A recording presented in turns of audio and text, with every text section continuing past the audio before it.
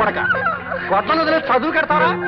అన్నం మెతురు కంటే అక్షరం ముక్క ఎక్కువ తొక్కస తోట్టు కొడక. తొక్కలో తను నా కొడుకుని ఎరా పని పాటలు మానే చదువు గిదువని తిరిగితే నీ బాబు చేసిన అప్పెవడు తిరుగుతారా బచ్చా కొడక. గారు చదువుకోవడం తప్ప. ఒక్క అక్షరం మొక్క రాకుండా నన్నే ప్రశ్న వేసేస్తున్నావు రే. ఇంకో 4 రోజులు పోతే ఇట్లా సంగతి చూసేస్తావు.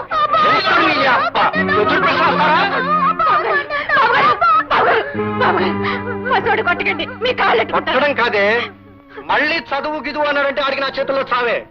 బాబు గారు, నా బిడ్డని కొట్టని బాధినట్టు బాధేశారు బాబు గారు. మాస్టారు, నేను పని చేయలేదని కొడితే నాకు బాధ ఉండేది కాదు మాస్టారు.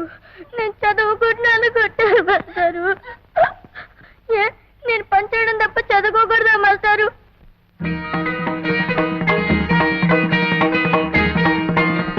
చెప్పండి మాస్టారు, చదువు అనేది పెద్దలకే సొంతమని రాశాడు ఆ దేవుడు. లేదురా, గుళ్ళో దేవుడు బళ్ళో చదువు ఏ ఒక్కరి సొంతము కాదు, అందరిది. నీ ప్రశ్నలు వింటుంటే, నీ మాటలు వింటుంటే ఎవరి మాట ఎలా ఉన్నా నీకు మాత్రం ఆ చదువు కావాలని, నీకు ఆ వెలుగబ్బితే నువ్వే 10 మందికి దారి చూపించే వెలుగవుతావు అనిపిస్తుంది. నువ్వు చదువుకోవాలి రాము. బాబు గారు, చదువు మాట ఎత్తితే అన్నిసారి నిజంగానే సంపెత్తారు బాబు గారు. అందుకే సీతాలు, రాముని నాతో పట్నం తీసుకెళ్తాను.